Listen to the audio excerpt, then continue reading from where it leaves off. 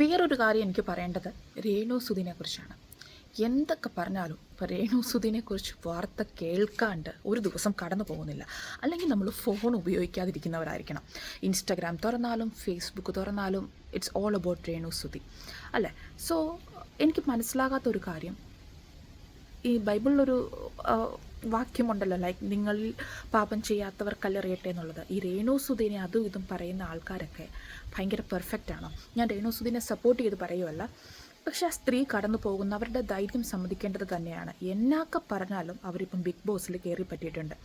C, അവർ physically അല്ലെങ്കിൽ personally ഒരു വ്യക്തിനെ ഉപദ്രവിച്ചിട്ടുണ്ടെങ്കിൽ they can file a complaint or case against. പക്ഷേ ചുമ്മാ അവരെ വന്ന് അവരുടെ മുഖം കൊള്ളില്ല.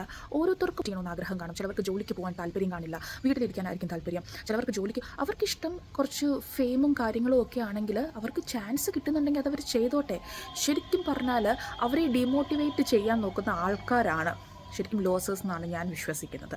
ഓക്കെ, അവർ ഇത്രയും നെഗറ്റീവ് കമൻസും കാര്യങ്ങളും ഒക്കെ ഉണ്ടായിട്ടും അവർ ബിഗ് ബോസിലെത്തി. അല്ലെങ്കിൽ അവരൊരു ഫെയിം ഒരു 90-80% ആൾക്കാരൊക്കെ ഫെയിം ആഗ്രഹിക്കുന്നവരാണ് അല്ലേ. അവർ വിചാരിച്ച ഒരു പ്ലേസിൽ അവർ എത്തിക്കൊണ്ടിരിക്കുകയാണ്. സോ സപ്പോർട്ട് ചെയ്തില്ലെങ്കിലും ഈ അറിയാത്ത കാര്യങ്ങൾ കമൻറ്റിൽ ലൈക്ക് ആനിമൽസുമായിട്ട് കമ്പയർ ചെയ്ത് ഈ പറയുന്ന ആൾക്കാരൊക്കെ ഭയങ്കര ലൈക്ക് ഐശ്വര്യ റായ് അല്ലെങ്കിൽ മമ്മൂട്ടിയൊക്കെയാണോ? അല്ല.